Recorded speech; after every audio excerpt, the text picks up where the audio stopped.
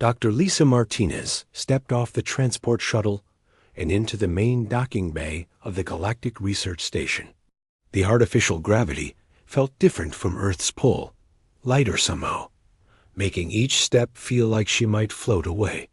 She carried her single bag and looked around at the massive space filled with beings she had only seen in textbooks and video transmissions.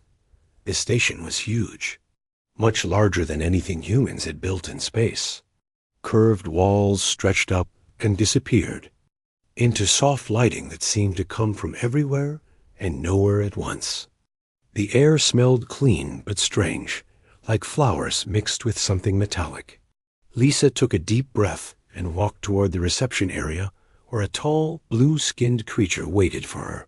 "You must be the human," the being said in perfect English, though its voice had a musical quality that made each word sound like part of a song. "I am Assistant Researcher Melira from Harmony Prime. Commander Vex High is waiting to meet you." Lisa nodded and followed Melira through corridors lined with windows that showed the beautiful planet below. Serenity Prime looked like a giant, pearl floating in space, all white clouds and blue oceans with no brown patches of land visible. Everything here seemed designed to be peaceful and beautiful. The commander's office was a round room with chairs that looked more like works of art than furniture. Commander Vex High stood behind a desk made of what appeared to be living crystal that pulsed with soft light. The commander was tall and thin, with skin that looked like polished stone and eyes that changed color as Lisa watched. "So you are the xenobiologist Earth sent us," Commander Vex High said, looking Lisa up and down like she was examining a lab specimen. "I must admit, I expected someone more impressive." Lisa felt her cheeks grow warm but kept her voice steady. "I have degrees from 3 universities and 5 years of field research experience. My credentials were approved by the Galactic Science Council." Yes, of course," the commander waved a long, graceful hand. "I am sure you are quite accomplished by human standards. We will find suitable work for you here. Simple observation. Tasks, perhaps data entry. Nothing too complex." Before Lisa could respond, the office door slid open and another alien entered. This one was even taller than the commander, with pale green skin and forearms. Its head was elongated and covered with what looked like fine scales that shifted from silver to gold in the light. "Ah, Dr. Colthan," Commander Vex High said. "Meet our new human researcher, Dr. Martinez. She will be joining your behavioral studies team." Dr. Colthan looked at Lisa with large, dark eyes that seemed to take in every detail. "Fascinating. I have read about humans, but never seen one in person. So this is what evolution produces on a Deathworld. Quite primitive looking, really. Those small eyes, the limited range of motion in the neck, and such a compact brain case." Lisa felt anger rising in her chest, but forced herself to stay calm. "Human brains are quite efficient, Dr. Colthan. We may be different from your species, but we are not primitive." "Of course not," Dr. Colthan said with what might have been a smile, though it was hard to tell with his alien features. "I am sure you have many interesting survival traits. Tell me, is it true that humans still have that ancient fight-or-flight response? How quaint that you still carry such outdated biological programming." "It is not outdated," Lisa said quietly. "It is useful." Both aliens made sounds that Lisa realized were laughter. Commander Vex High shook his crystalline head. "Useful for what? Running from imaginary predators? We evolved past such crude reflexes millions of years ago. Civilization has no need for primitive fear responses." Lisa was given a small room in the junior researcher section of the station. It had a bed, a desk, and a window that looked out at the planet below. She unpacked her few belongings and tried not to think about how far she was from home. Earth was 3 months of hyperspace travel away, and she had committed to staying here for 2 years. The next morning, She reported to the Behavioral Studies Laboratory. Dr. Colthan introduced her to the rest of the team. It was Dr. Silara, who looked like a giant octopus with beautiful purple and silver skin that changed patterns when she spoke. Her species came from an ocean world where they had evolved to be incredibly intelligent and peaceful. Then, there was researcher Pixel, a small, furry being with large ears and 6 fingers on each hand. His people came from a forest world where they lived in harmony with nature and had never known war or violence. Finally, there was junior scientist Zorak, an insect-like creature with compound eyes and delicate wing cases. His species had evolved from creatures similar to Earth butterflies, but had grown to human size and developed advanced mathematics skills. So, Dr. Colthan said as he showed Lisa to a workstation in the corner of the lab, we study how different species behave in social situations. Very advanced work that requires careful observation and complex analysis. I think we will start you with something simple. Perhaps you could organize these data files by date? Lisa looked at the pile of electronic tablets. It was clearly busy. Work, the kind of task they would give to a child. But she nodded and began sorting through the files. As she worked, she listened to the conversations around her. The alien researchers talked about their homes and families. Dr. Silara described her ocean world where the biggest danger was getting caught in a strong current. Pixel shared stories about his forest home where the most frightening creature was a small animal that made loud noises but was completely harmless.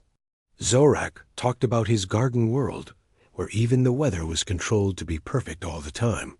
Lisa realized that none of these beings had ever faced real danger. Their worlds were safe, peaceful places where evolution had made them smart and cooperative, but they had never needed to develop the ability to fight or run or hide. They were like house cats trying to understand tigers. During lunch in the station's main dining area, Lisa sat alone at a small table while the other researchers gathered at larger tables to discuss their work. She could hear them talking about her, though they probably thought she could not understand their various languages. What she did understand made her stomach tight with anger. The humans seemed slow, Dr. Silara was saying in her own musical language, which Lisa had studied during the trip to the station. Her movements are so clumsy and heavy. And did you see how she checked the exits when she entered the room? What could she possibly be afraid of here? It is instinctual behavior, Dr. Colthan replied in the same language. Humans come from a world where everything tried to kill them, so they developed paranoid responses. They cannot help but look for escape routes and threats that do not exist. Quite sad, really. I heard, Pixel added in his own tongue, which sounded like bird songs, that humans still have something called an adrenaline response. Their bodies actually pump chemicals that make them stronger and faster when they are scared. Can you imagine living with such a crude system? The group erupted in what Lisa was sure was laughter. She finished her meal in silence and returned to her data sorting. That evening, Lisa met Jake Williams, the only other human on the station. He was an engineer who maintained the station's environmental systems. They met in a small recreation area that had been set up with Earth-style furniture. Let me guess, Jake said as he sat down across from her with a cup of coffee that smelled almost like the real thing. They think you are primitive and gave you filing work to do. How did you know? Lisa asked. Jake laughed, but there was no humor in it. Same thing happened to me when I got here 6 months ago. They act like we are barely intelligent animals who somehow learn to use tools. The funny thing is, they actually believe they are being kind to us by giving us simple work. Do they treat all new species this way? No, Jake said, shaking his head. Just humans. Every other species gets respect from day one. But we come from Earth, which they call a Deathworld. So they think we are damaged goods, broken by evolution. Lisa stared out the window at the peaceful planet below. Maybe they will change their minds when they see our work. Jake's expression was sad, but knowing. Do not count on it, Lisa. They have already decided what we are. Nothing we do will change that. As Lisa lay in her bed that night, she could hear the station systems humming quietly around her. The sounds were soft and gentle, designed to be soothing. But her human ears picked up every change in pitch, every variation in rhythm. Her brain automatically cataloged each noise and filed it away as either normal or potentially dangerous. She realized that Dr. Cole-Thin was right about one thing. She did still have all those ancient responses, but he was wrong about them being useless. They had kept her species alive for millions of years on a world that had tried to kill them every single day. The aliens might think those instincts were primitive, but Lisa was beginning to wonder what would happen if their peaceful little station ever faced real danger. Would their advanced civilizations and superior intellects be enough to save them? Or would they discover that there were some problems that could only be solved by creatures who remembered how to survive? 2 weeks passed on the research station, and Lisa had fallen into a routine that felt more like punishment than scientific work. Every morning she sorted data files, organized equipment, and performed other simple tasks that any computer could have done better. The alien researchers continued to treat her like a curious pet rather than a colleague. During her 3rd week, Lisa decided to start her own research project.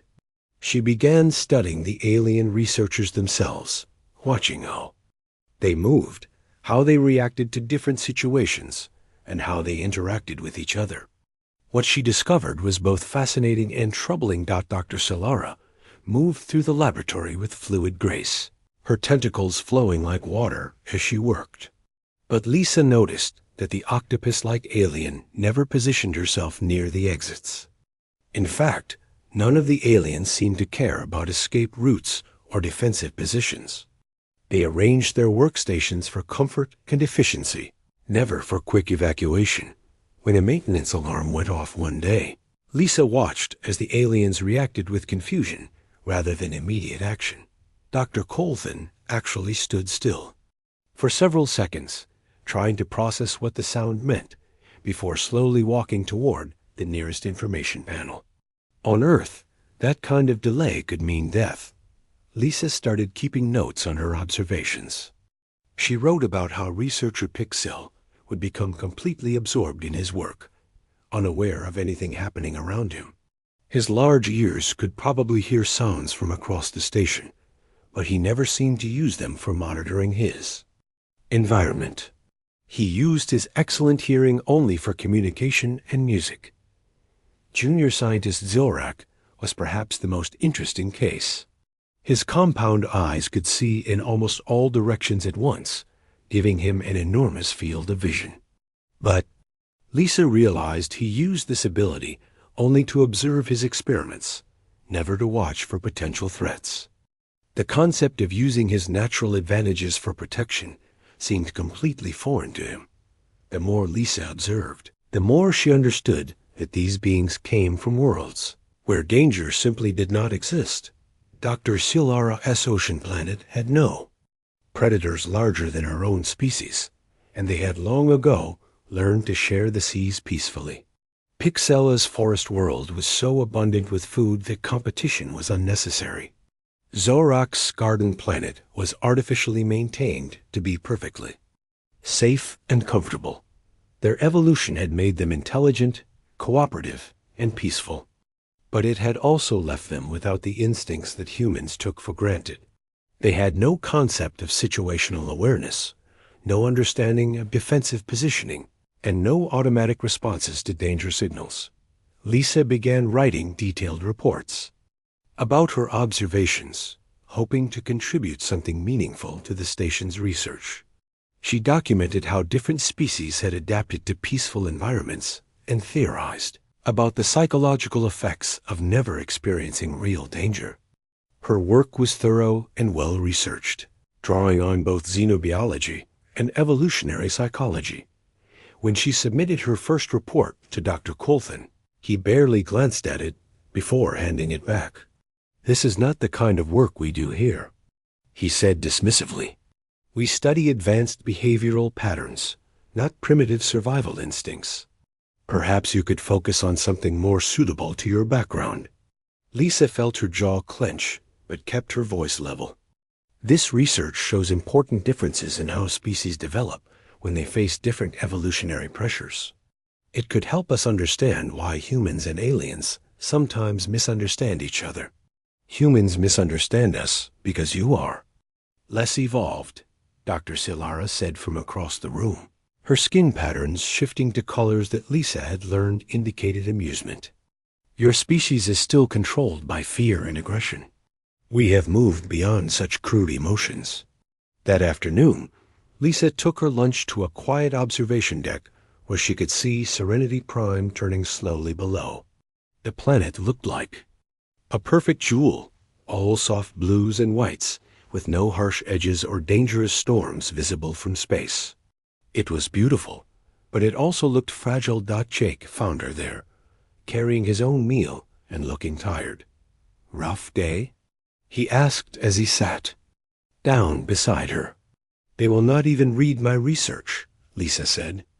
"I have been documenting how their peaceful evolution has affected their behavioral patterns, but they think it is primitive nonsense." Jake nodded knowingly. "They do not want to hear that their perfect civilizations might have weaknesses. The idea that humans might know something they do not know threatens their whole worldview." "Have you heard anything about those attacks on cargo ships?" Lisa asked. She had been monitoring the news feeds and noticed increasing reports of piracy in the outer systems. "A little," Jake said. "Some new group calling themselves Ravagers. They have hit a dozen ships in the past month, but nobody here seems worried. The aliens keep saying that piracy is impossible in civilized space."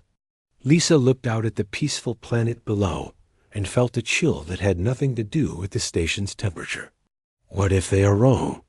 What if these Ravagers decide to attack something bigger than a cargo ship?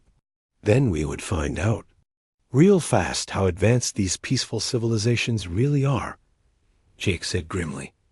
The next few days brought more news about the Ravager attacks, but the station's inhabitants remained unconcerned. Commander Vexhai actually laughed when Lisa mentioned her concerns during a staff meeting.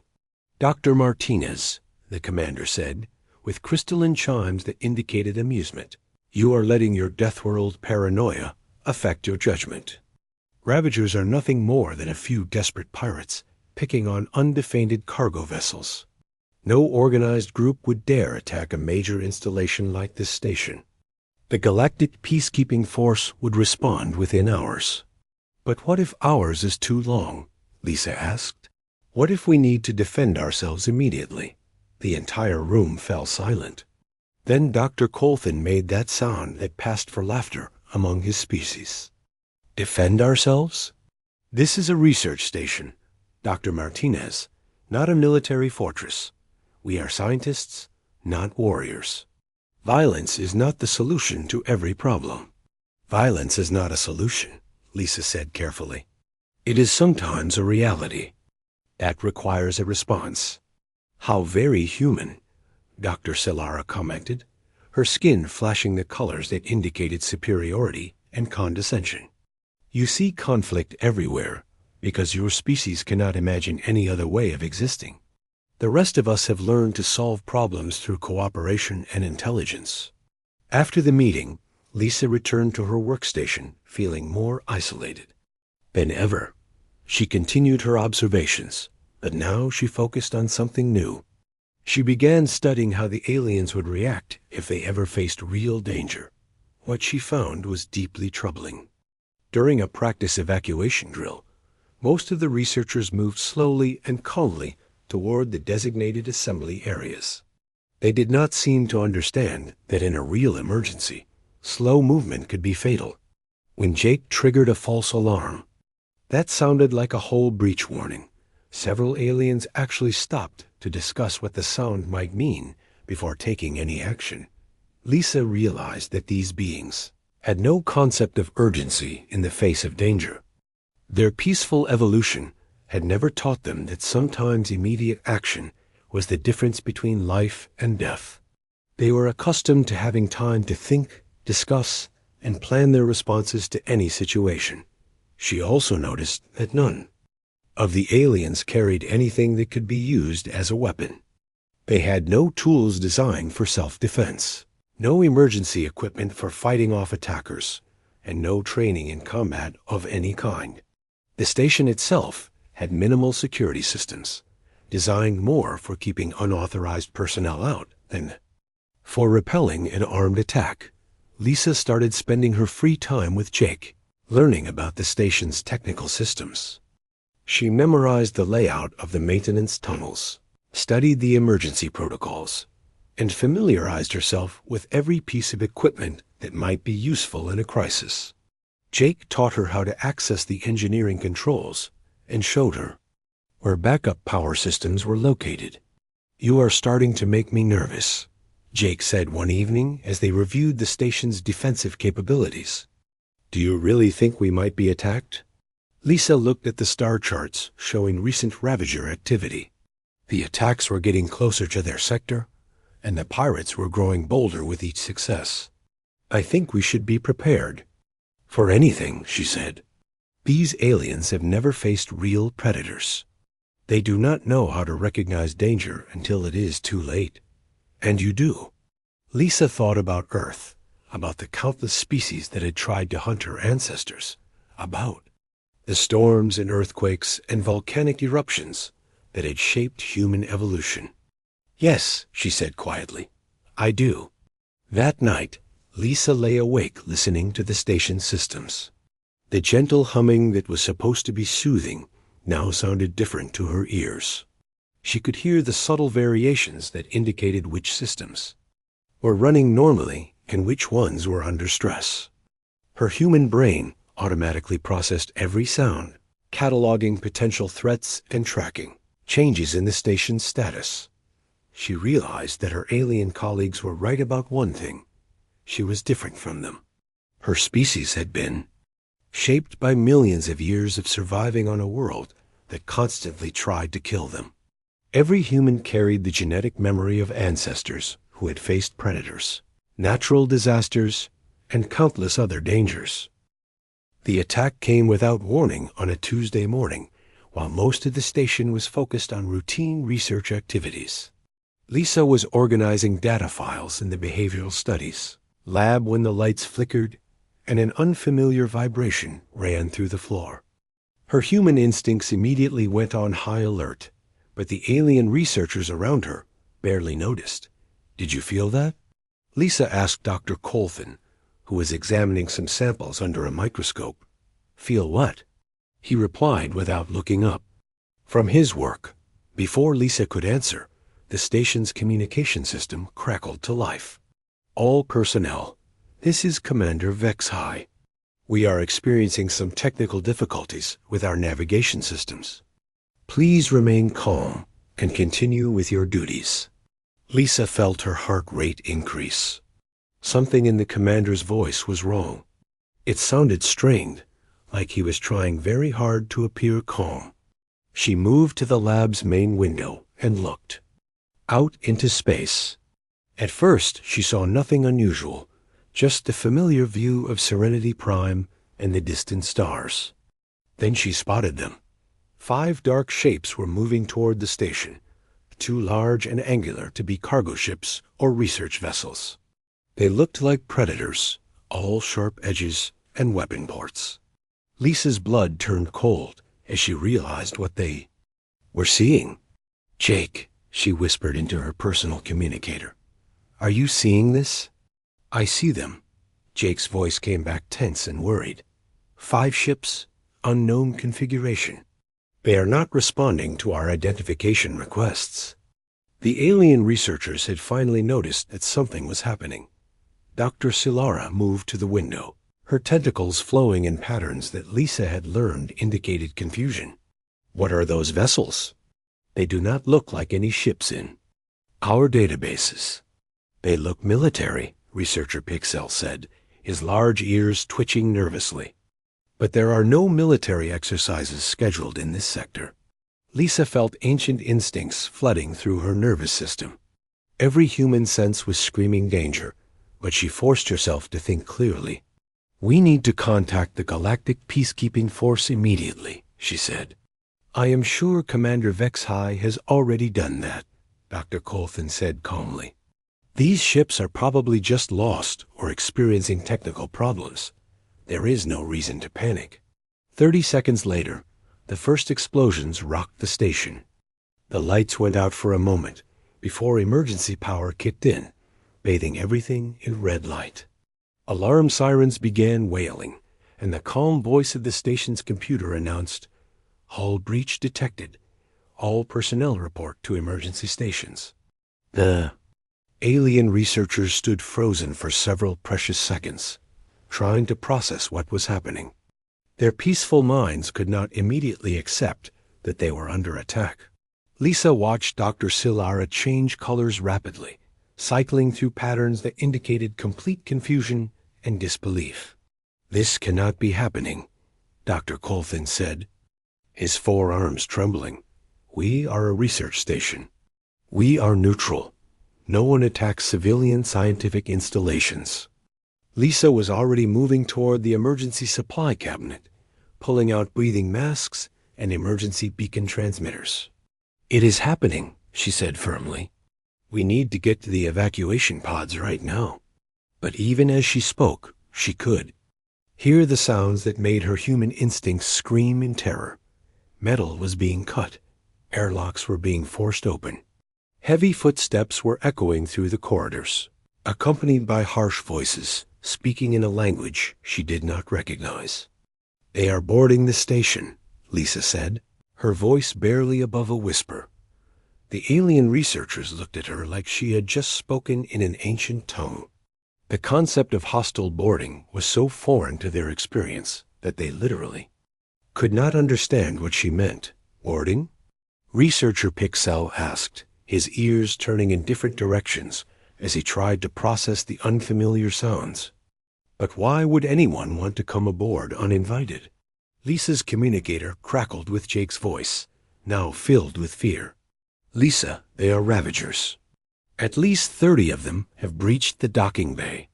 They are armed, and they are hunting through the station. Commander Vexhai is trying to negotiate with them, but they are not listening." Through the lab's door, Lisa could hear screaming from somewhere deeper in the station. The sound was alien, but unmistakably filled with terror. "Doctor." Silara's skin went completely white, a color Lisa had never seen before. "What do they want?" Junior scientist Zorak asked, his compound eyes focusing in all directions at once, but seeing nothing that made sense to his peaceful mind. Before anyone could answer, they heard heavy footsteps in the corridor outside their lab. Lisa felt every human instinct she possessed come alive at once. Her hearing became incredibly sharp, picking up every sound. Her vision focused to crystal clarity. Her muscles tensed, ready for immediate action. "Hide," she whispered urgently. "Right now. Get behind the equipment and do not make any noise." The alien researchers stared at her in confusion. "Hide from what?" Dr. Colthan asked. "If these visitors have questions, we should greet them and offer assistance." Lisa grabbed Dr. Silara's arm, feeling the alien skin change texture under her touch. "These are not visitors. They are predators. They will hurt you if they find you." The concept was so alien to the peaceful researchers that they could not process it. Dr. Colthan actually moved toward the door, intending to introduce himself to whoever was in the corridor. Lisa tackled him, using her human strength to pull him behind a large piece of equipment just as the lab door exploded inward. 3 creatures entered the lab, and Lisa felt her blood freeze as she got her first look at the Ravagers. They were reptilian, covered in dark scales and standing nearly 7 feet tall. Their faces were long and filled with sharp teeth, and their eyes glowed with a predatory intelligence that no peaceful species possessed. They carried weapons that looked designed for causing maximum pain rather than clean death. The lead Ravager sniffed the air and made a sound that was half growl, half laugh. "Prey hiding," it said in broken galactic common. "We smell fear. We smell weakness." Lisa pressed herself against the back of the equipment cabinet, forcing the alien researchers to stay low and quiet. But Dr. Silara was changing colors rapidly, cycling through every emotion in her species' vocabulary. The bright flashing patterns were like a beacon in the dim. Emergency lighting. One of the Ravagers spotted the light show immediately. "There," it snarled, pointing a clawed finger toward their hiding place. "Soft ones behind the machines." Lisa felt something fundamental change inside her as the three predators moved toward their hiding spot. Every peaceful instinct her civilization had taught her vanished, replaced by something much older and more dangerous. Her human brain shifted into survival mode, analyzing threats and calculating responses with deadly precision. The first Ravager reached around the equipment cabinet, expecting to find cowering prey. Instead, Lisa grabbed its arm and used her knowledge of anatomy to apply pressure to a nerve cluster she could feel through its scales. The creature made a sound of surprise and pain as its arm went numb, using the Ravager's momentum against it. Lisa pulled the predator off balance and drove her knee into what she hoped was a vulnerable spot. Her guess was correct. The creature doubled over, and Lisa snatched the weapon from its nerveless fingers. The other two Ravagers stared in shock as their partner collapsed. They had expected easy prey, terrified civilians who would beg for mercy. They had not expected something that fought back with calculated violence. "Impossible," one of them hissed. "Soft species do not fight. Soft species run and hide and cry." Lisa stepped out from behind the equipment, holding the captured weapon with steady hands. Behind her, the alien researchers watched incomplete amazement as their primitive colleague faced down two armed predators without showing any fear. "I am not a soft species," Lisa said quietly, her voice carrying a tone that made both Ravagers take a step backward. "I am human. We come from a death world. And right now, you are the prey." The two remaining Ravagers looked at each other, suddenly uncertain. Their leader had told them this would be an easy raid, full of helpless scientists who would surrender immediately. No one had warned them about creatures that knew how to fight. Lisa could hear more Ravagers moving through the station, hunting for victims. She could hear the screams of aliens who had never faced violence and did not know how to defend themselves. Her human instincts were telling her to run, to hide, to save herself. But another part of her mind, the part that had been shaped by millions of years of protecting the tribe, was telling her something different. These peaceful beings had mocked her species and called humans primitive. But now they needed what only a Deathworld survivor could provide. They needed someone who remembered how to be a predator when prey was not an option. Lisa looked at the two Ravagers still standing in the doorway, then at the alien researchers cowering behind her. For the first time since arriving at the station, she felt like she was exactly where she belonged. "Stay behind me," she told her colleagues quietly, "and learn what humans are really capable of." Lisa moved like a shadow through the maintenance tunnels of the research station, every human instinct now fully awake and focused. She had left the alien researchers hidden in a secure storage room with instructions to stay quiet and not move until she returned. For the first time since arriving at the station, she was completely in her element. The weapon she had taken from the first Ravager felt familiar in her hands, even though it was alien technology. Humans had been using tools to hunt and fight for millions of years, and her brain automatically understood how to hold it, how to aim it, and how to use it effectively. The Ravagers had made their weapons simple and brutal, which actually made them perfect for someone with human instincts. Through the metal walls, Lisa could hear the sounds of the hunt continuing throughout the station. Ravager voices growled, commands to each other as they moved from room to room, searching for victims. She could also hear the terrified cries of aliens, who had never imagined that such violence could exist in their peaceful universe. Lisa crawled through a ventilation shaft that ran above the main corridor. Through the metal grating, she could see two Ravagers dragging Commander Vexhai toward the docking bay. The crystalline alien was not injured, but his normally calm demeanor had completely shattered. His body was flickering through different colors rapidly, showing pure panic. "Please," Commander Vexhai was saying in his musical voice, "we can discuss this rationally. What do you want? Resources? Information? We can negotiate a peaceful solution." One of the Ravagers laughed, a sound like breaking glass. "Peaceful? We are Ravagers. We take what we want. We sell what has value. You talk too much, crystal thing." Lisa watched as they passed beneath her hiding spot. She could have taken both Ravagers easily from her position, but that would have alerted every other enemy on the station to her presence. Instead, she memorized their route and continued moving through the tunnels, hunting for a better opportunity. Her communicator buzzed softly with Jake's voice. "Lisa, where are you?" "I am in Engineering Section C. They have taken at least 20 scientists prisoner and locked them in Cargo Bay 3. "I am moving toward the central hub," Lisa whispered back. "How many Ravagers total?" "I count at least 40 now. More ships docked while you were dealing with the ones in the lab. Their leader is some big creature called Gregter. He is setting up some kind of command post in the main conference room." Lisa processed this information as she moved through the tunnel system. 40 enemies was too many to face directly, but humans had faced worse odds before. Her ancestors had survived ice ages, predator attacks, and natural disasters that had wiped out other species. The key was not to fight fair, but to fight smart. She dropped down into another corridor and found herself face to face with a lone Ravager, who was examining one of the station's computer terminals.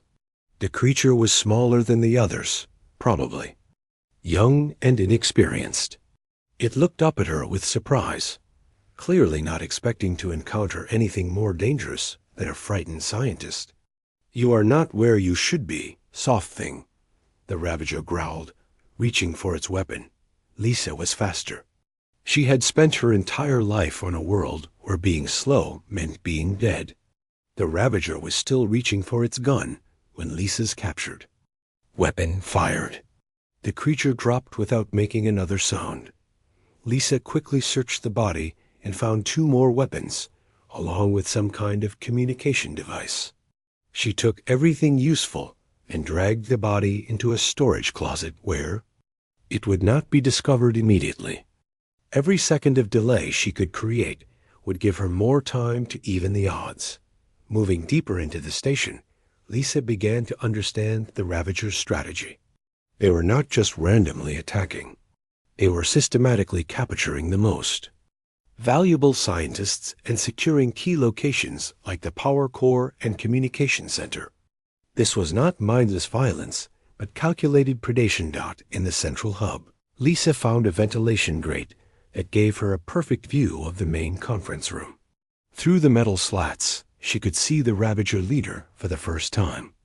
Gregter was enormous, even by Ravager standards, standing nearly 8 feet tall and covered in scars that told the story of countless battles. His scales were darker than the others, almost black, and his eyes glowed with cruel intelligence.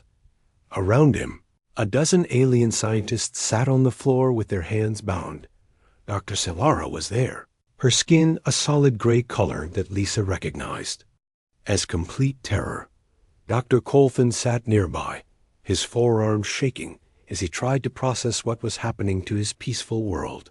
"Listen carefully, soft ones," Gregter was saying in his harsh voice. "You will help us access your research databases.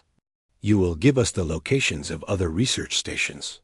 You will provide us with valuable information, or we will make your deaths very slow and very painful. We cannot do that, Dr. Colthan sighed, his voice barely steady.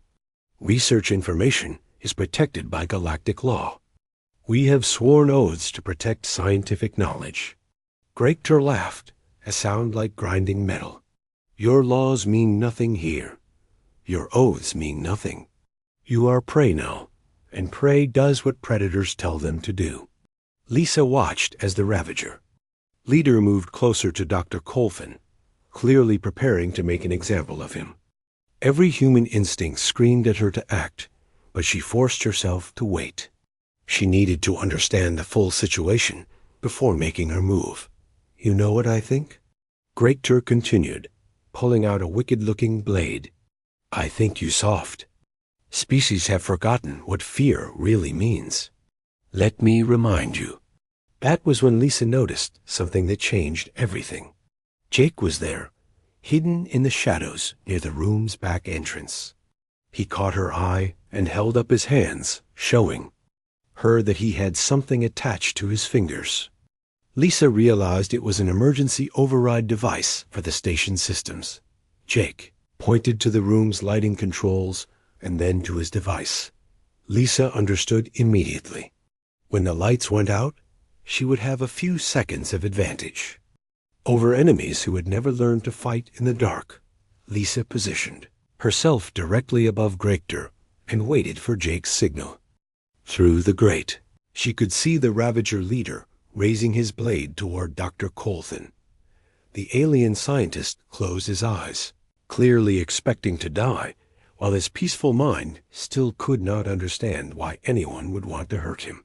The lights went out. Lisa dropped through the ventilation grate like a hunting spider, landing directly behind Gregtor in the sudden darkness. Her human eyes, evolved for hunting in the dawn and dusk of ancient Earth, adjusted to the dim emergency lighting faster than the Ravager's vision could adapt. She fired 3 shots before anyone could react. 2 Ravagers guarding the prisoners dropped immediately. The 3rd shot caught Gregtor in the shoulder, spinning him around to face her. Impossible, the Ravager leader snarled, clutching his wounded shoulder.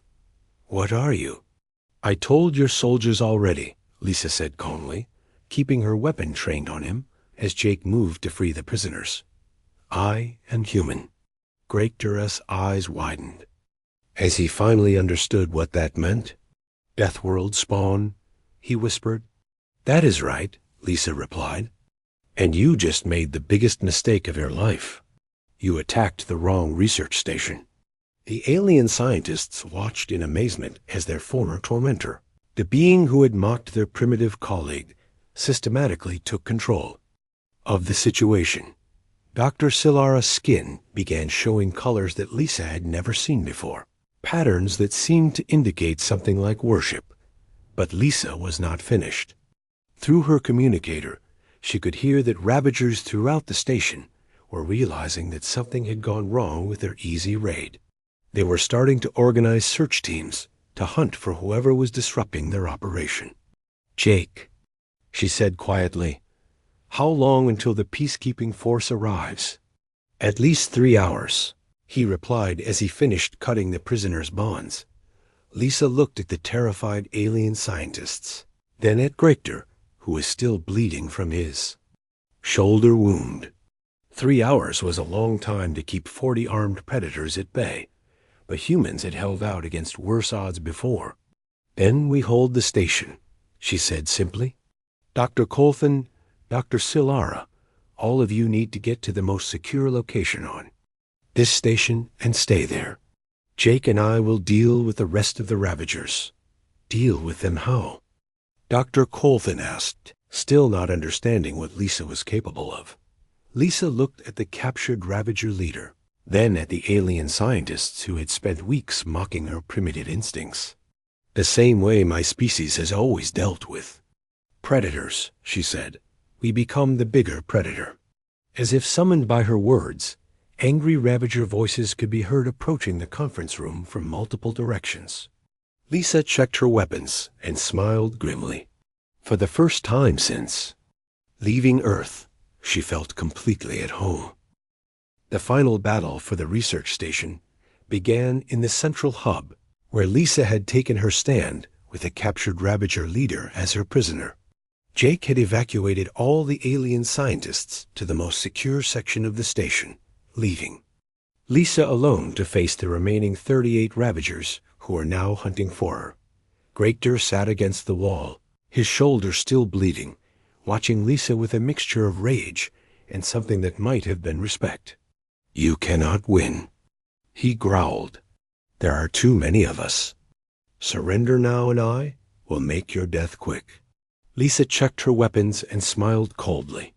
"You still do not understand what you are dealing with.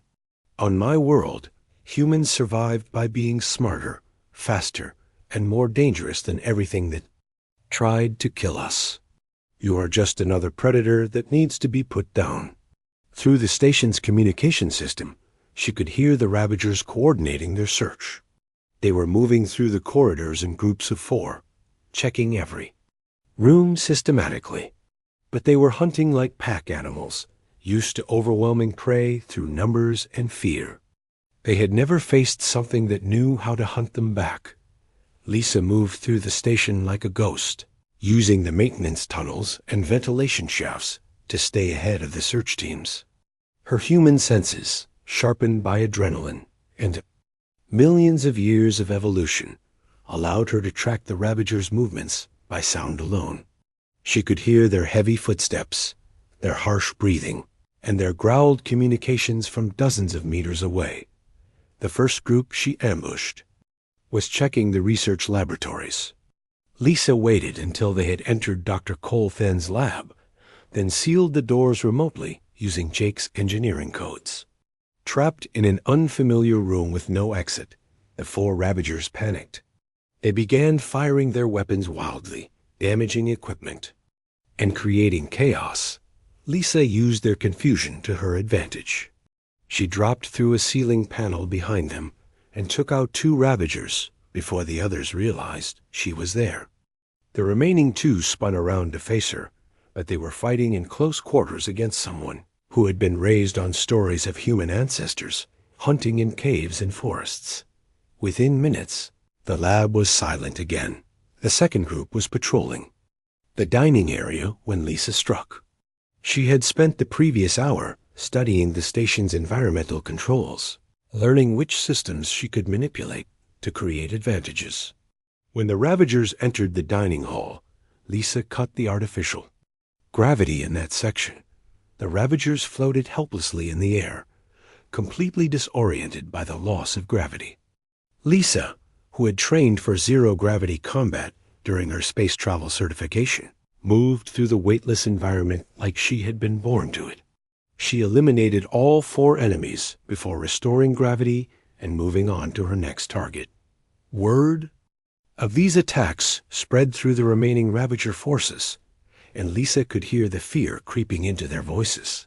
They had expected to raid a station full of helpless prey, not fight a war against something that seemed to anticipate their every move. Find the Shadow Killer. Greator's voice boomed through their communication system. All teams converge on the central hub. We end this now. Lisa smiled as she heard the transmission. The Ravager leader was doing exactly what she had hoped he would do. Instead of continuing their systematic search, they were abandoning their tactical advantage and coming to her. On familiar ground, where she had prepared the battlefield. 20-8 Ravagers converged on the central hub from 6 different directions. They moved carefully now, having learned to respect their unseen enemy. But they were still thinking like predators hunting prey, not like soldiers fighting a war. Lisa had spent the past hour preparing the hub for this moment. She had repositioned equipment to create cover, identified the best firing positions, and set up several nasty surprises using the station's maintenance tools. When the Ravagers entered her killing ground, she was ready for them. The battle was quick and brutal. Lisa used every advantage her human evolution had given her. Her ability to think tactically under pressure, her capacity for sustained violence, and her understanding of how to use terrain and equipment as weapons. The Ravagers, for all their natural aggression, had never faced an enemy that could outthink and outfight them. When the shooting stopped, Lisa stood alone in the central hub, surrounded by fallen enemies. Her clothing was torn, and she had several minor injuries, but she was alive and victorious. The research station was silent, except for the humming of life support systems. Jake's voice came through her communicator, filled with awe and disbelief. "Lisa, is it over?" "It is over," she replied, looking around at the devastation. "You can bring the others out now." The alien scientists emerged from their hiding places like creatures coming out after a long, terrible storm. They moved slowly through the station, staring at the evidence of what one human had accomplished. Dr. Silara's skin showed colors that Lisa had never seen before, patterns that seemed to indicate a complete revision of everything she thought. She knew about the universe. Commander Vexai, who had been rescued during the fighting, approached Lisa with something that looked like fear in his crystalline eyes. "How?" he asked simply. "How did you do this?" "I did what humans have always done," Lisa said quietly. "I survived." Dr. Colthan examined one of the fallen Ravagers, his forearms shaking as he tried to understand what he was seeing. "You defeated them all, alone. I cannot comprehend how this is possible." "It is possible because you are wrong about humans," Lisa said, sitting down heavily on a piece of equipment. The adrenaline was starting to wear off, and she could feel the exhaustion setting in.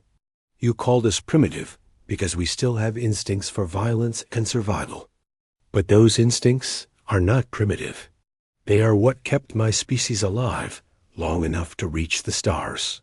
Dr. Silara approached carefully, her tentacles moving in patterns that Lisa now recognized as deep respect. "We mocked you," she said, in her musical voice. "We called you primitive and gave you simple tasks. We believed our advanced civilizations had evolved beyond the need for such capabilities." "Your civilizations are advanced," Lisa acknowledged. "You have achieved peace and cooperation that humans are still learning. But you forgot that the universe can be a dangerous place. You forgot that sometimes peace has to be defended by those who remember how to fight." When the Galactic Peacekeeping Force finally arrived 3 hours later, they found the research station secure and all the Ravagers either dead or captured. The news of what had happened spread quickly through the galactic communication networks. One human had single-handedly defeated a force of 40, armed raiders, and saved an entire research station. The aftermath brought changes that Lisa had never expected. The Galactic Science Council offered her a new position as Director of Threat Assessment and Survival Training. Research stations throughout the galaxy requested human security advisors. The peaceful species who had once mocked humanity's primitive instincts now viewed them as essential allies. But perhaps the most meaningful change came from her former colleagues on the research station. Commander Vexai personally apologized for the treatment she had received and requested that she design new security protocols for all galactic research facilities. Dr. Colthan asked her to teach courses on threat recognition and emergency response. "We understand now," Dr. Silara said during Lisa's final day on the station. "We thought evolution had made us superior to humans because we had learned to live without violence. But we had actually made ourselves vulnerable. You carry the wisdom of a world that taught your species to survive anything." Lisa looked out at the stars from the observation deck where she had spent so many lonely meals. "Every species brings something valuable to the galaxy," she said. "You brought intelligence, cooperation, and peace. Humans bring the ability to protect those things when they are threatened." Jake joined her at the window, carrying 2 cups of coffee that actually tasted like the real thing. "So what happens now?" he asked. Lisa smiled as she watched the transport ship that would take her to her new assignment dock with the station. Now we teach the galaxy that there is nothing primitive about being prepared to fight for the things you love. As she packed her belongings, Lisa reflected on how much had changed since her arrival. She had come to the station as an outsider, mocked and dismissed by beings who considered themselves more evolved. She was leaving as someone who had shown the galaxy what humans could really accomplish when their Deathworld instincts were finally unleashed. The peaceful species of the galaxy had learned an important lesson.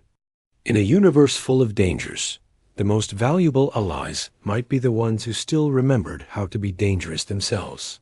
And humanity, the primitive species from a backwater Deathworld, had just proven that they were exactly the kind of allies the galaxy needed. Lisa Martinez walked aboard her transport with her head held high, knowing that she had not only saved lives, but had changed how the entire galaxy viewed her species. The mocking was over. The respect had begun. And the universe had become a much safer place for those who still believed in peace, because now they had guardians who remembered how to fight for it.